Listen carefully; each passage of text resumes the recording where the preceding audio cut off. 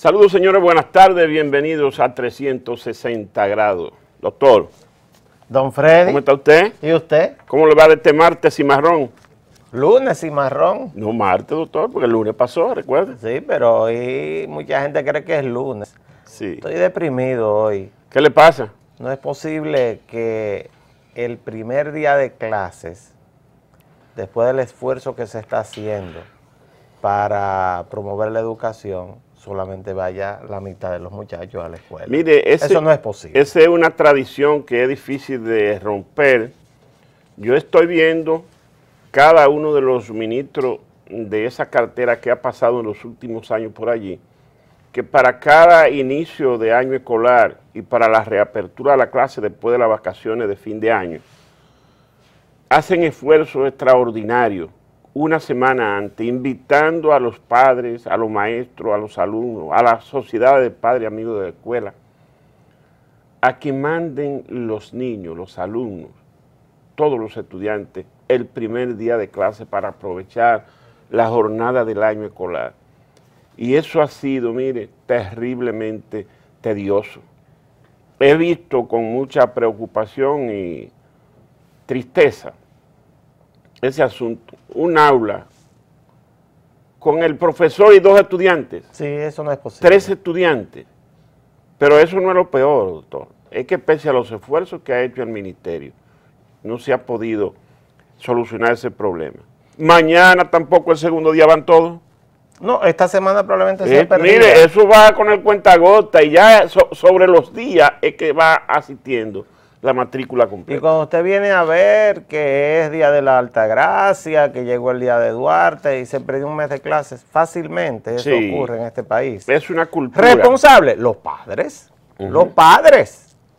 ¿A usted le gusta ir a la escuela, don Freddy? A mí, yo me encantaba ir a la escuela. A mí también. Porque yo disfrutaba, yo era un niño hiperactivo y yo disfrutaba porque en los años que yo estuve en la escuela, en una zona rural, la escuela donde yo estaba tenía un huerto escolar, tenía un play de pelota, tenía instalaciones para diferentes deportes, tenía un salón de actos que se convertía en multiuso para las actividades en grupo. Y a mí me encantaba la escuela. Mire, yo estaba ¿A usted le daban desayuno, almuerzo y merienda? No, allá el desayuno nada más. Nada más. Sí. Mire, allá yo participaba en el coro. Usted cantaba. Sí, en el grupo de teatro. Pero la jornada agrícola, a mí me encantaba ir a limpiar los canteros. Es lo que le digo. Y esa media hora de recreo, yo la aprovechaba para jugar un 3-2 de pelota o de basquetbol. Entonces, no hay ninguna duda de que los padres son responsables de que los hijos vayan a la escuela. Sí. O sea, tiene que haber un compromiso familiar para que el tema de la educación funcione. Entonces, después usted escucha a vocingleros permanentes, hablando de temas de educación, teorizando, pero no se hace el esfuerzo para que los niños sean enviados a la escuela. O sea, las aulas escolares en el día de hoy, que incluso es tarde para el inicio de las clases, estamos a día 10 ya, sí. Es tarde para el inicio de las clases. Bueno, las aulas escolares hoy estuvieron vacías y a mí eso me deprime. Me deprime porque la única esperanza que tiene este país es la educación. Si nosotros no trabajamos con nuestras familias en darle una educación suficientemente fuerte y de avanzada a nuestros hijos, la mayoría de los dominicanos y dominicanas, bueno, serán mozos, trabajarán cargando fundas o lo que sea, pero no es cierto que usted en el mundo moderno puede triunfar si no tiene un nivel educativo suficientemente importante. Entonces no es posible que cada vez que abrimos un año escolar o cada vez que volvemos de las vacaciones, es un llamado al ministro de Educación para que por favor, o sea, como si fuera un favor, sí, como si el interés fuera de él nada más, se integraran a las aulas. Bueno, pues en el día de hoy alrededor de la mitad, según dice la prensa, después que se hace un sondeo de los niños, y en algunos casos mucho menos, fueron a las aulas escolares. Esa es la situación, y situaciones así, por lo menos a mí, me siento. Usted sabe, porque yo era un nerd, usted sabe que yo era el más chiquito en mi curso, yo entré a la escuela muy jovencito. ¿Qué ocurre? Que los más grandes querían abusar de mí siempre. Que te espero allá afuera. Y yo solamente le decía, pues no te digo en el examen. No dejo que te fijes. Y ahí bajaban. Yo nunca peleé en la escuela. Nadie se atrevió a levantarme una vez. No te dejo que te fijes. Y como yo lo siguiera estudiando, bueno, ahí los embromaba. Ya.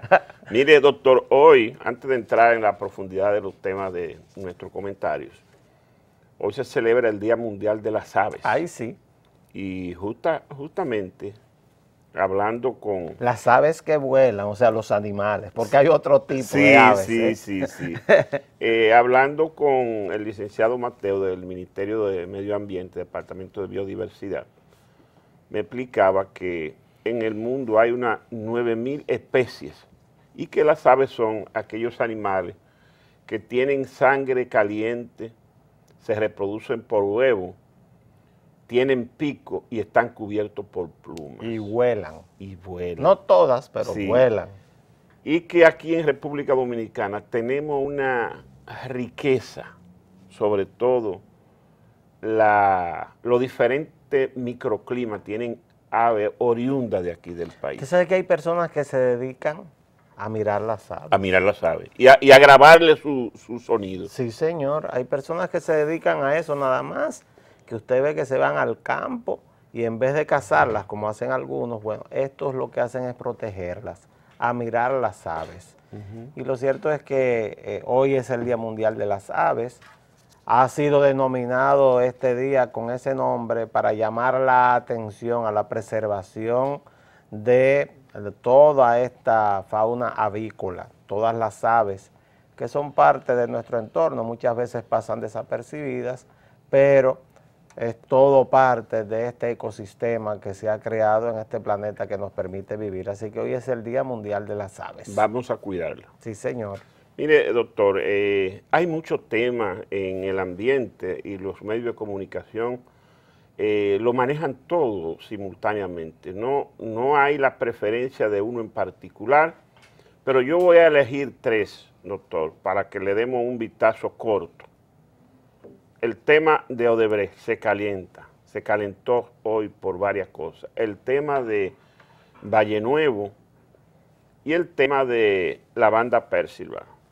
Comenzando con el caso Odebrecht, hoy el ejecutivo principal de Odebrecht, Marcelo Gerson, un italiano que es el gerente general del Odebrecht aquí en el país, regresó ayer, estaba de vacaciones, y hoy acudió a la Procuraduría General de la República a un conversatorio con las autoridades que investigan el caso de Odebrecht. Recuerdan ustedes que hace algunas semanas, días, el procurador pidió a todas las instituciones del Estado que hayan firmado contratos de trabajo con Odebrecht en los últimos años, que envíen la copia de esos contratos y todos los acuerdos relacionados.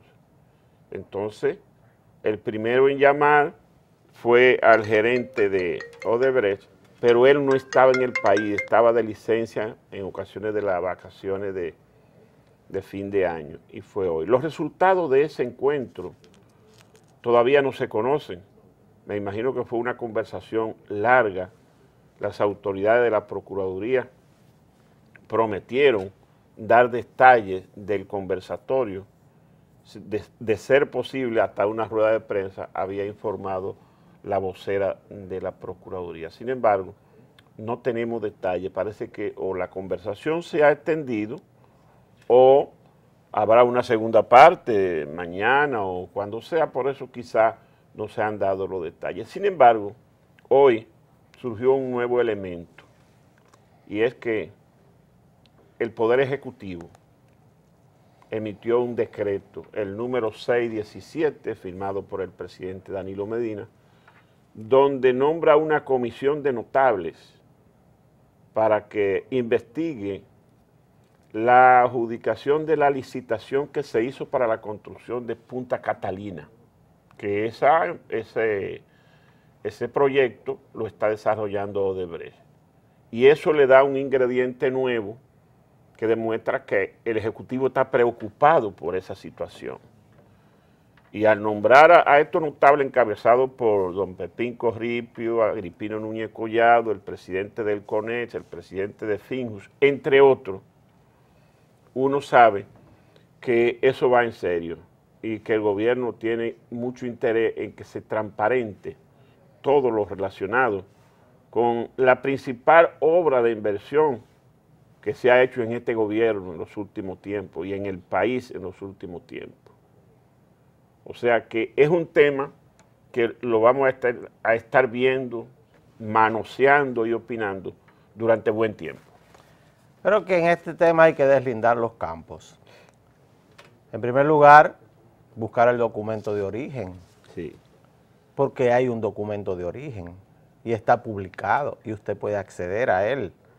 Usted busca la página que dice, usted lo puede escribir y lo puede buscar y puede desmentirme por las redes sociales, por donde usted quiera, si yo estoy mintiendo. usdepartmentofjustice.com usdepartamentodejusticia.com. Usted lo busca.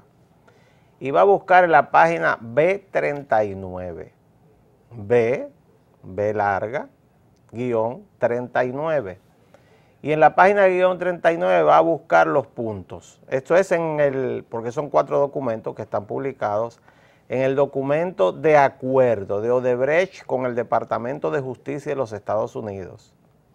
Ahí en ese, usted lo busca en la página B39 y va a buscar los puntos 57, 58 y 59. Ese es el documento de origen. Nadie que no haya leído ese documento de origen puede opinar del tema, porque lo primero que usted tiene que hacer es buscar de dónde sale el tema. Pues el tema sale de ahí. ¿Qué dice ese documento de origen? Ese documento de origen, en 3 puntos nada más, donde habla de la República Dominicana, dice en resumen lo siguiente. En la República Dominicana había una persona, don Freddy, sí, que dice él, eso dice un funcionario de Odebrecht, que no es el gerente de aquí. No, dice, podría ser que sí. El agente... Podría ser que no. El agente 6. Sí, exacto. O sea, es una persona que el gobierno norteamericano en ese expediente dice que ellos lo conocen, que es brasileño, pero que ellos no lo mencionan, no dan un nombre propio. En los 4 documentos, el agreement con las 2 compañías, solamente aparece el nombre propio de los abogados y los representantes del Departamento de Justicia que firmaron. Ahí no hay un nombre propio por ningún lado. El que le diga que hay un nombre propio, dígale que está mintiendo. Entonces dice ahí, este es el documento de origen, que había una persona y que esa persona dice que había que darle una cantidad de dinero para repartirlo entre funcionarios dominicanos y abarca un periodo del año 2001 al 2014. Eso es lo que dice ahí. Y no dice ningún nombre propio. Y cuando se le pregunta al gobierno americano nombres propios, dice que ese caso está totalmente cerrado. ¿Por qué? Porque a ellos no les interesa dar nombres. ¿Usted sabe por qué no les interesa dar nombres? Porque la persona innominada, es decir, que no tiene nombre, que figura en ese documento, ejerció una labor que en Estados Unidos es legal. Sí, el lobismo en Estados Unidos es legal. Entonces, Estados Unidos dice que se repartieron 92 millones de dólares en República Dominicana, se le entregó a este señor para él cometer bribery, es decir, para sobornar funcionarios dominicanos, pero solamente habría que llamar a esa persona. El problema es que nadie sabe el nombre.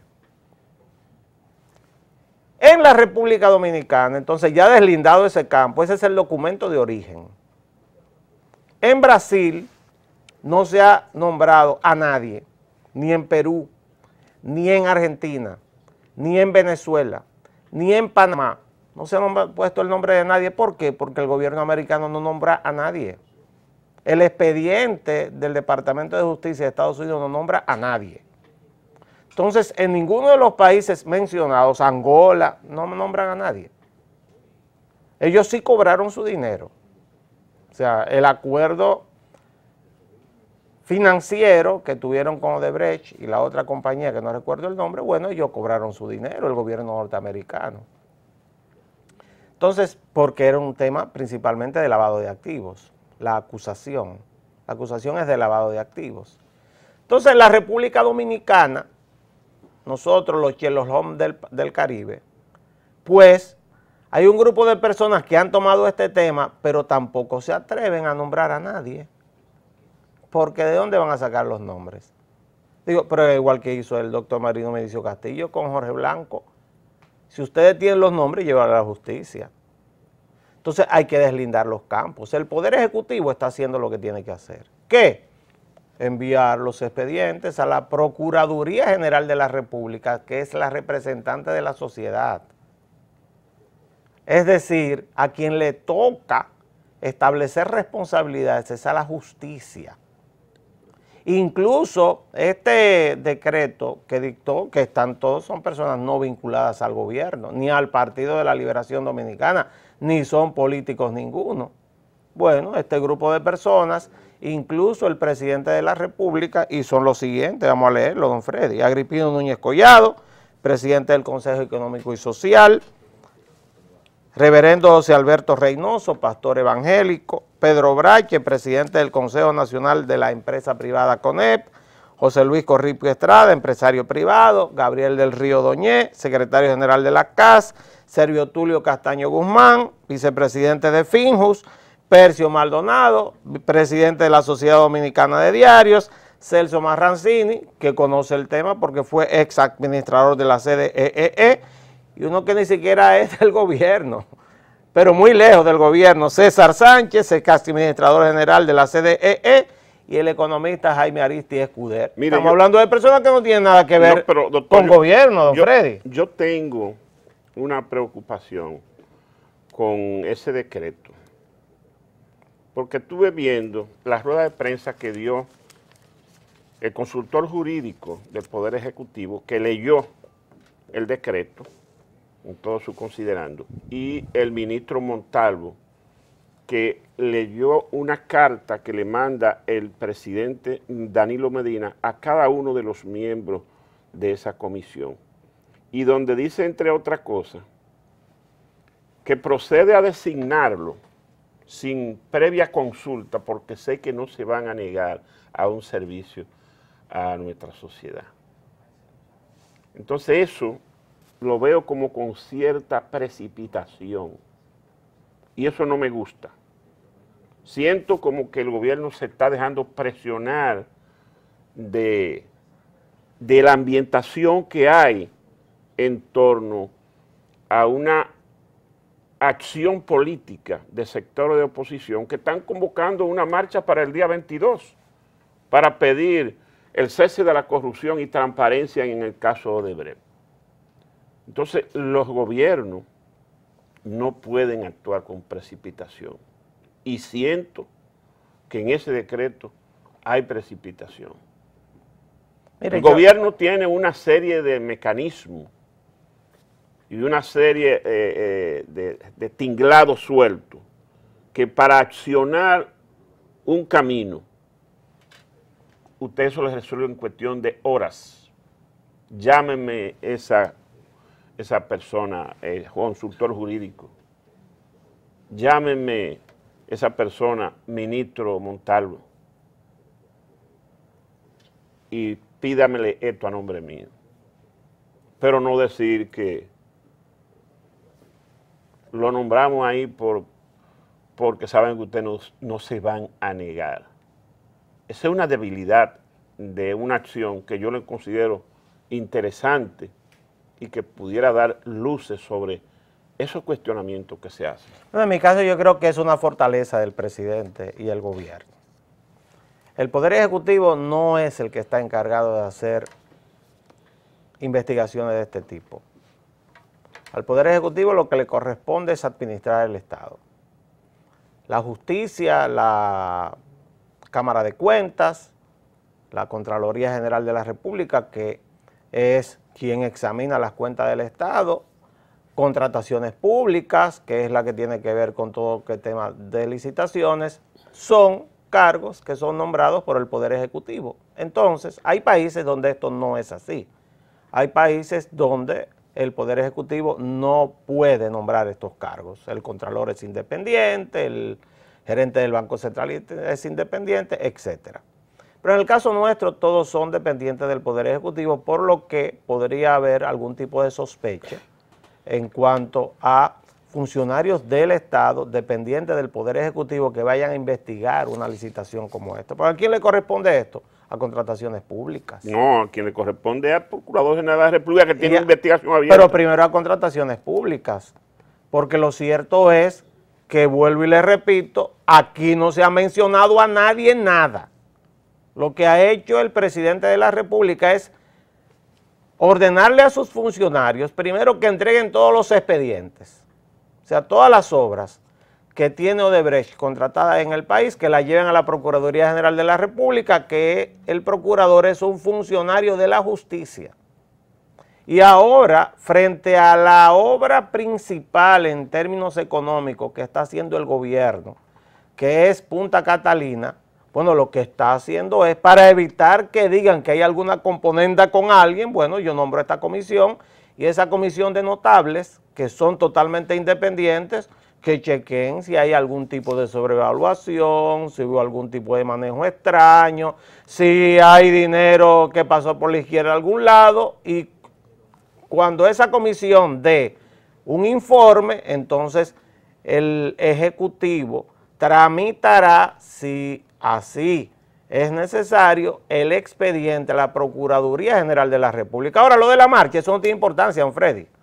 Es un grupo de barrigones que cogió libras ahora en Navidad y se van a poner unos tenis a salir a caminar. Pero esos son métodos que han usado en otras partes de América Latina que aquí no van a funcionar, porque no existe una realidad concreta de lo que llaman impunidad en este país. ¿De dónde viene la palabra impunidad? La palabra impunidad viene de impunitas. Impunitas es una palabra griega que quiere decir que a una persona que cometió un hecho no se le castiga por lo cometido. Y aquí hay un problema. Para que haya impunidad, lo primero que tiene que haber es una acusación. Y esa acusación, entonces, usted tratarla en un tribunal. Eso no compete al Poder Ejecutivo, eso compete al Poder Judicial. Pero como en la República Dominicana todo se mezcla con la política, usted ve que la marchita esa, yo quisiera ver algunos barrigones corriendo ahí en la marchita. Mire, tengan cuidado, algunos lleven su cardiólogo. Recuerde que no es a correr, es a marchar. Pero hay gente ahí que no se mueve, don Freddy, tenga cuidado. Mire que Vinicito tiene una barriga bastante grande, ¿eh? Y el señor Quincantú. ¿Usted la ha visto la barriga que tiene esa gente? Están inflados. Vinicito se mantiene en están inflados, hay mucha gente gorda, ¿eh? Lleven su cardiólogo, que ustedes no están acostumbrados a hacer ejercicio. Aparte, fíjese que buscan la ruta más corta, porque no es al Palacio que tienen que ir, la gente de la marcha, es a el Centro de los Héroes. Al Congreso. Allá frente a la Suprema Corte, donde está la Suprema Corte, y la Procuraduría no es al Palacio, porque el Palacio no tiene nada que ver con justicia. Lo que pasa es que la ruta es muy larga y hay muchos que no han aguantado, Freddy. Hay muchos que no aguantan caminando. De todas maneras. Tengan cuidado, ¿eh? Déjeme decirle algo, excúseme. A las unidades de cuidado intensivo de las clínicas de la ruta. O del 911. Exacto, que se pongan alerta ese día, que hay gente que no puede caminar eso. De todas maneras, doctor, antes de irnos a la pausa, porque se nos vence el tiempo, decir que el tema de Odebrecht abrió el año con mucha fuerza y hoy es día 10, cuando se inicia la jornada de trabajo formal, ya pasados los días de Navidad y Año Nuevo, cobra mucho más fuerza por esos dos puntos.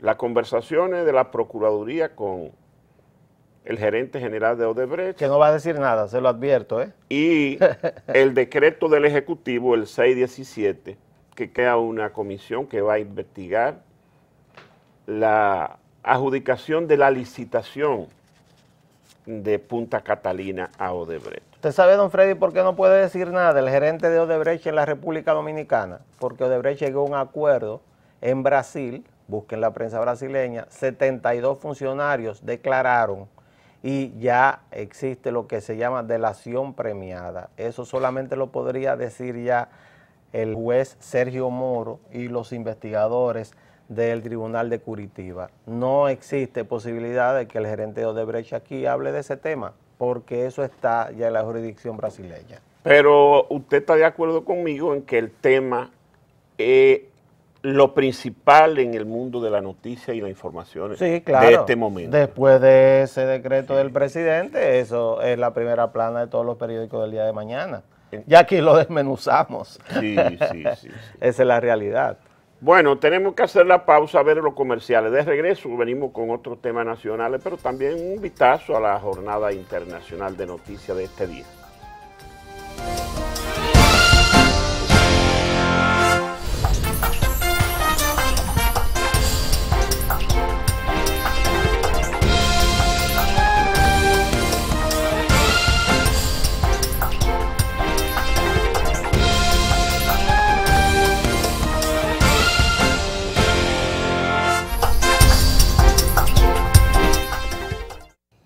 En el día de hoy comenzó el primer examen de uno de los funcionarios propuestos por el presidente electo Donald Trump a encabezar probablemente el departamento, después del Departamento de Estado, más importante de todos los Estados Unidos, que es la Procuraduría General de los Estados Unidos. El senador de Alabama, Jeff Sessions, está siendo interrogado, estuvo toda la mañana, parte de la tarde ha estado siendo interrogado por el Comité de Justicia del Senado de los Estados Unidos. ¿Se puede decir evaluado, doctor? Sí, pero es un interrogatorio directo y bastante fuerte. Será interrogado en el día de hoy y en el día de mañana. Se hará una evaluación, se le ha preguntado de todo, incluso salió a relucir el nombre de la República Dominicana. Sí, porque él la emprendió contra los inmigrantes dominicanos. Exacto. Y le dio hasta un calificativo. Jeff Sessions es senador de Alabama y nació en el pueblo de Selma. Selma fue el centro de una de las disputas más fuertes por los derechos civiles en los años 60, de las que encabezaba, ahora se me fue el nombre, Martin Luther King Jr. En Selma, en el puente de Selma, hubo un gran apaleamiento de negros porque iban desde ahí hasta Montgomery en caravanas y rutas con una gran cantidad de personas. Y Alabama es uno de los estados en el sur de los Estados Unidos, junto con Luisiana y Mississippi, donde más temas de racismo todavía existen. Pues nosotros que estamos mirando el interrogatorio, la evaluación de Jeff Sessions, don Freddy, sí, se ha levantado una cantidad de personas durante esta sesión de la Comisión de Justicia del Senado gritándole racista. Hubo incluso algunos que fueron vestidos, disfrazados del Ku Klux Klan. Se le preguntó a Sessions sobre el tema de migración, especialmente con el tema de la República Dominicana, donde él minimizó o cualquierizó a la migración dominicana en el sentido de que ni siquiera se evaluaba la capacidad laboral que tenía mucha de esta gente, que era pedida por nuestros compatriotas. Él alega que en el caso de los dominicanos la justicia ha sido muy débil porque toma más en cuenta los vínculos familiares que las calificaciones profesionales del inmigrante. Que ese es el espíritu de la ley. Sí. La ley de migración en los Estados Unidos lo que procura es que no haya división familiar, precisamente. Entonces, ha asumido las posiciones más de derecha en el Senado de los Estados Unidos, aunque sí quiero decirle que gran parte de la evaluación o interrogatorio que vimos fue tratado muy bien por sus colegas, del Senado. Como es un senador desde hace más de 20 años, pues está siendo tratado bastante bien. Le tienen cierta consideración. Totalmente. Lo que pasa es que una parte de la prensa norteamericana, que ya hubo durante el pasado domingo y ayer lunes, otra confrontación entre el sector liberal de los Estados Unidos, esta vez representado por la actriz Meryl Streep, y el presidente electo Donald Trump, donde ella le hizo una serie de insinuaciones de ser un individuo con incapacidad para gobernar ese país, y fueron insinuaciones porque ni siquiera mencionó su nombre. Habló incluso de aquel episodio lamentable en el cual él se burlaba de un minusválido, de un periodista minusválido. Bueno, pues el señor Trump le contestó de forma bastante destemplada. ¿Le dijo la calle? Totalmente. Y entonces todo esto está montando un escenario que yo lamento mucho en los Estados Unidos. Estados Unidos es un país fuertemente dividido. Dice la prensa europea que Donald Trump, con su accionar en Twitter y sus declaraciones improvisadas, ha minado el camino de la transición hacia la Casa Blanca. Dice que hoy Trump tiene varios frentes abiertos y que cada persona que lo menciones por algún defecto que él haya tenido o tenga, él la insulta y la califica. Totalmente. Entonces, ese no es el proceder de un hombre que ha sido elegido para gobernar la primera nación del mundo. Con acciones que ya están siendo cuestionadas. Por ejemplo, ya va a haber un cuestionamiento en cuanto al nombramiento de su yerno como asesor en la Casa Blanca. O sea, porque pareciera que esto viola la ley de nepotismo. En Estados Unidos hay una ley que prohíbe el nepotismo. Aunque para los cargos que no tienen que ir al Congreso, no es necesario, doctor. Sí, pero podría... Y en este caso, para asesor, él lo puede nombrar por orden administrativa. Sí, él lo puede nombrar, pero el tema es que cualquier interesado puede llevar este tema a una corte. Sí, y comenzar a cuestionar. En Estados Unidos van a comenzar, ya está comenzando a ser cuestionado el tema, que podría estar violando la ley de nepotismo, y recuerde que es un presidente con una base de sustentación relativamente débil. Muy débil. Porque le están lanzando a la cara todo el tiempo, sobre todo sin haber comenzado a ser presidente. En general, los presidentes cuando llegan a ejercer el mandato, llegan con una aureola. Usted se da cuenta que es probablemente el momento en el cual tiene mayor índice de popularidad hasta que comienzan a tomar medidas. Sin embargo, como usted bien señala, hay periodistas de todo el mundo que hablan de que las confrontaciones en medio de este periodo de transición y sobre todo el uso indisciplinado de un medio de comunicación como es Twitter. Informal, un medio totalmente informal. Totalmente, haciendo política internacional por medio de Twitter y política nacional, le ha hecho mucho daño a la imagen. Y sobre todo, tener, que él no tiene cuenta de cuando se trata de personas importantes. Esta señora es una de las actrices mejor valorada en todo Estados Unidos, con un prestigio increíble que se le pone atención cuando ella habla. Totalmente. Entonces él se destapa insultándola. Dijo, esa es una lacaya de Hillary Clinton. Y en la noche, ella no lo mencionó, ¿eh? No. Ella no lo mencionó en su discurso. En la noche de hoy habla a los Estados Unidos Barack Obama. Barack Obama tendrá un discurso de despedida. Formal. Ah, entonces desde la ciudad de Chicago. Ah, sí, él lo había anunciado. Exacto, el mismo lugar donde él fue electo, donde él... ¿Y a qué hora será ese discurso, doctor?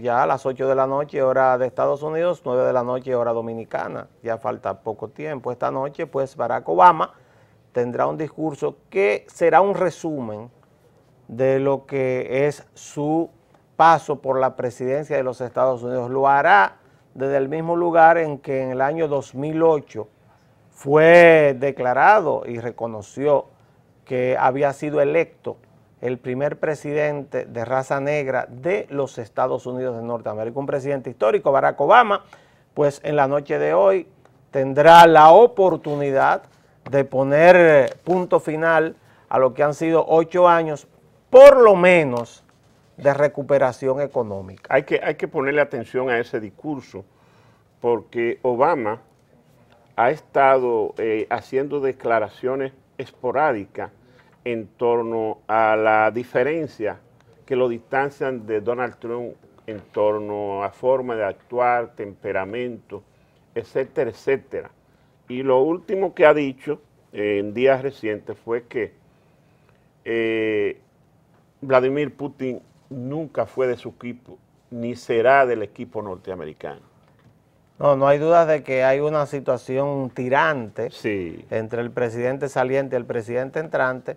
Tan es así que en el día de hoy también fueron enviados 4.000 soldados norteamericanos a Alemania para formar parte la OTAN. de la OTAN. La OTAN, recuérdese que es el organismo, sí. el órgano militar de disuasión, sobre todo de Rusia y los en aliados. Europa, sí. y con todos los aliados fueron enviados 4.000 soldados nuevos norteamericanos a reforzar la OTAN. Es decir, que esto parece que continuará hasta el día 20 de enero.